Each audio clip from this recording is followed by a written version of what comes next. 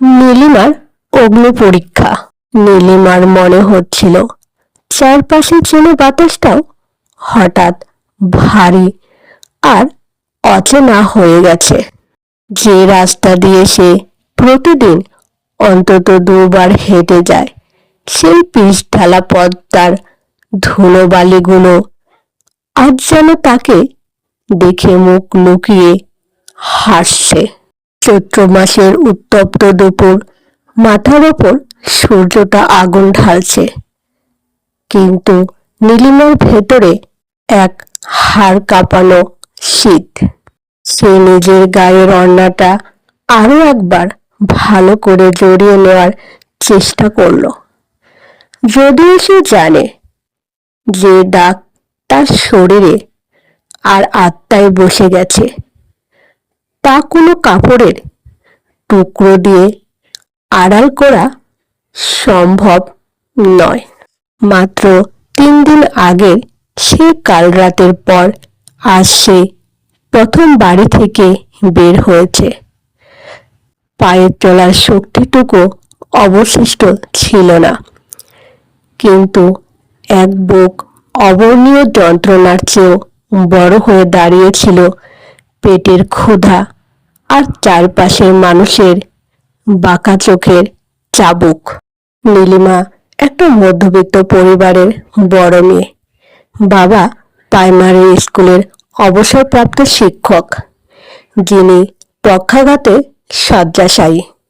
মা টুকটাক সেলাইয়ের কাজ করেন, আর নীলিমা একটা বেসরকারি এনজিওর ছোটখাটো পদে চাকরি করে পুরো সংসারটা টেনে নিয়ে যাচ্ছিল। তিল তিল করে গড়ে তোলা সেই সাজানো গোছানো সংসারটা এক ঝটকায় তাসের ঘরের মতো ভেঙে পড়ল গত মঙ্গলবার রাতে। অফিস থেকে ফিরতে সেদিন একটু দেরি হয়েছিল নীলিমার। মাসের শেষ, তাই কাজের চাপ ছিল প্রচণ্ড। শেষ বাসটা মিস করার পর যখন সে একটা রিক্সা নিয়ে রওনা দিল, তখন রাত প্রায় 9:30। গলির মোড়ে পৌঁছানোর আগেই হঠাৎ লোডশেডিংয়ে পুরো এলাকা ঘুটঘুটে অন্ধকারে ডুবে যায়। আর ঠিক তখনই রিক্সাটার পথ আটকে দাঁড়ায় 3টে চেনা অবয়ব। এলাকারই প্রভাবশালী রাজনৈতিক নেতার বোখাটে ছেলে আর তার 2 সাঙ্গপাঙ্গ। পরদিন সকালে যখন নীলিমার চেতনা ফিরে, তখন সে নিজেকে আবিষ্কার করে এক বিভৎস বাস্তবতার মুখোমুখি। শরীর জুড়ে কালো শীতের দাগ, ছেঁড়া কাপড় আর এক চরম শূন্যতা। সে বাড়ি ফিরছিল এক জীবন্ত লাশ হয়ে, কিন্তু আসল নরক যন্ত্রণা তো শুরু হলো তারপর থেকে। প্রথম চড়টা মারল সমাজ, দ্বিতীয় চড়টা দিল আইন, আর সবচেয়ে বড় আঘাতটা এলো নিজের কাছের মানুষদের কাছ থেকে। বাবা বিছানায় শুয়ে শুধু অঝরে কাঁদছেন, আর মা নীলিমাকে দেখা মাত্রই ডুকরে উঠে বললেন, তুই কেন মরে গেলি না লিলু?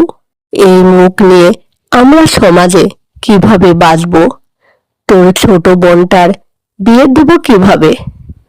মায়ের সেই আকুতিতে নীলিমার প্রতি কোনো সহানুভূতি ছিল না, ছিল এক চরম সামাজিক লজ্জার ভয়। পুলিশ স্টেশনে মামলা করতে যাওয়ার পর ওখানকার বড় বাবুর চোখের চাহনি আর একের পর এক আপত্তিকর প্রশ্ন নীলিমাকে আরো একবার মানসিকভাবে ধর্ষণ করছিল। সেই দিন রাতে এত ছোট জামা পরে বাইরে কি করছিলে? এত রাতে একা মেয়ে মানুষের রিকশায় চড়ার কি দরকার ছিল? আগে থেকে ওদের চিনতে কিনা? এইসব ধারালো প্রশ্ন যেন নীলিমার ক্ষত বিক্ষত হৃদয়ে নুনের ছিটা দিচ্ছিল। অথচ অপরাধী যারা, তারা বুক ফুলিয়ে দাপিয়ে বেড়াচ্ছে রাজপথে, কারণ তাদের পেছনে আছে ক্ষমতার খুঁটি। নীলিমা আজ যখন অফিসে যাওয়ার জন্য বের হলো, পাশের বাড়ির ভাবি চট করে নিজের মেয়েকে ঘরের ভেতরে টেনে নিয়ে দরজাটা ঠাস করে বন্ধ করে দিলেন, যেন নীলিমা কোনো এক ছোঁয়াচে মরণ ব্যাধির বাহক। রাস্তায় চলতে চলতে নীলিমা টের পাচ্ছিল প্রতিটা পথচারী তার দিকে তাকাচ্ছে এক অদ্ভুত কৌতূহল আর অবজ্ঞার দৃষ্টিতে। বাসে ওঠার পর কন্ট্রাক্টর ভাড়া নেওয়ার সময় তার হাতটা একটু বেশি সময় ধরে স্পর্শ করার চেষ্টা করলো, যেন নীলিমা এখন এক উন্মুক্ত সম্পত্তি, যাকে চাইলেই অবহেলা বা উপভোগ করা যায়। নীলিমার চোখ ফেটে জল আসতে চাইল, কিন্তু সে দাঁত চেপে নিজেকে সামলালো। সে আজ কাঁদবে না। কাঁদতে কাঁদতে তার চোখের জল শুকিয়ে গেছে। অফিসের দরজায় পৌঁছাতে পিয়ন করিম চাচা মাথা নিচু করে চলে গেল। যে মানুষটা প্রতিদিন তাকে দেখলে একগাল হেসে আসসালামু আলাইকুম আপা বলতো, ভেতরে ঢুকতে কলিগদের ফিসফিসানি আর আর চোখের চাউনি তাকে স্বাগত জানালো। ম্যানেজার সাহেব তাকে নিজের কেবিনে ডেকে পাঠালেন। নীলিমা ভেতরে ঢুকতেই তিনি আমতা আমতা করে বললেন, দেখো নীলিমা, তোমার সাথে যা ঘটেছে তা খুবই দুঃখজনক। আমরা তোমার প্রতি সহানুভূতিশীল, কিন্তু বুঝতেই তো পারছো অফিসের একটা রেপুটেশন আছে, ক্লায়েন্টরা নানা কথা বলছে, তাছাড়া পুলিশ কেস, এসবের চক্করে অফিসের কাজের ক্ষতি হচ্ছে। তুমি বরং কিছুদিন ছুটি নাও, আর পরিস্থিতি স্বাভাবিক না হওয়া পর্যন্ত। ম্যানেজার সাহেবের কথা শেষ হওয়ার আগেই নীলিমা টেবিলের ওপর তার আইডি কার্ডটা রেখে দিল। সে বুঝতে পারল এই তথাকথিত ভদ্র সমাজের তার মতো নষ্ট হয়ে যাওয়া মেয়ের কোনো স্থান নেই। সে কোনো কথা না বাড়িয়ে সোজা অফিস থেকে বেরিয়ে এলো। বাহিরে তখন রোদের তীব্রতা আরো বেড়েছে। নীলিমা হাঁটতে হাঁটতে শহরের বড় পার্কটার দিকে তাকালো। একটা নির্জন বেঞ্চে বসে সে ভাবতে লাগলো, তার অপরাধটা আসলে কি ছিল? সে কি স্বেচ্ছায় নিজের সম্ভ্রম বিলিয়ে দিয়েছে, নাকি তার অপরাধ সে একজন নারী হয়ে জন্মেছে? সমাজ অপরাধীকে আড়াল করে, তার ক্ষমতা আর অর্থের পিছনে ছোটে, আর ভুক্তভোগীকে কুষ্ঠ রোগের মতো সমাজচ্যুত করে দেয়। চোখের কোণ দিয়ে গড়িয়ে পড়া অশ্রুবিন্দুটি যখন তার গাল বেয়ে নিচে পড়ল, তখন নীলিমার ভেতরে এক অদ্ভুত রূপান্তর ঘটছিল। ভয় আর সংকোচের জায়গাটা আস্তে আস্তে এক তীব্র ক্ষোভ আর জেদ দখল করে নিচ্ছিল। সে আয়নায় নিজের দিকে তাকালো। আয়নার সেই মেয়েটি আর আগের অবলা শান্ত নীলিমা নয়। এই সমাজ তাকে ভেঙে চুরমার করে দিয়েছে ঠিকই, কিন্তু সে ভাঙা টুকরোগুলোকে সে এবার অস্ত্র বানাবে।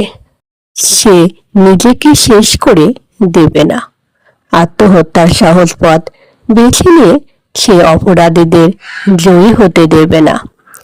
সে বাঁচবে, লড়বে এবং এই সমাজের মুখের ওপর দাঁড়িয়ে নিজের অধিকার ছিনিয়ে নেবে। বাড়ি ফেরার পথে সে যখন আবার নিজের গলিতে ঢুকলো, তখন চারপাশের ফিসফিসানিকে উপেক্ষা করে সে মাথা উঁচু করে চাইল। পাড়ার মোড়ের চায়ের দোকানে বসে থাকা সেই বোখাটেদের একজন তাকে দেখে নোংরা ইশারা করতেই নীলিমা থমকে দাঁড়ালো। সে পালিয়ে গেল না, বরং সোজা তার দিকে তীব্র চোখে তাকালো। নীলিমার সেই জ্বলন্ত দৃষ্টির সামনে বোকাটে ছেলেটা কেমন যেন থতমত খেয়ে চায়ের কাপে মুখ লুকালো। নীলিমা মনে মনে হাসল। সে বুঝে গেছে সমাজকে ভয় পেলে সমাজ আরো বেশি করে পিষে মারবে, আর সমাজের চোখে চোখ রাখলে সমাজে একদিন পথ ছেড়ে দেবে। শুরু হলো নীলিমার জীবনের এক নতুন কঠিন অধ্যায়, যেখানে সে আর কেবল এক ধর্ষিতা মেয়ে নয়, বরং এক প্রতিবাদী যোদ্ধা। গল্পটি ভালো লাগলে লাইক, কমেন্ট ও সাবস্ক্রাইব করতে ভুলবেন না। গল্পের পরবর্তী অংশ জানতে আমাদের সাথেই থাকুন। গল্পটি শোনা বা দেখার জন্য সবাইকে ধন্যবাদ।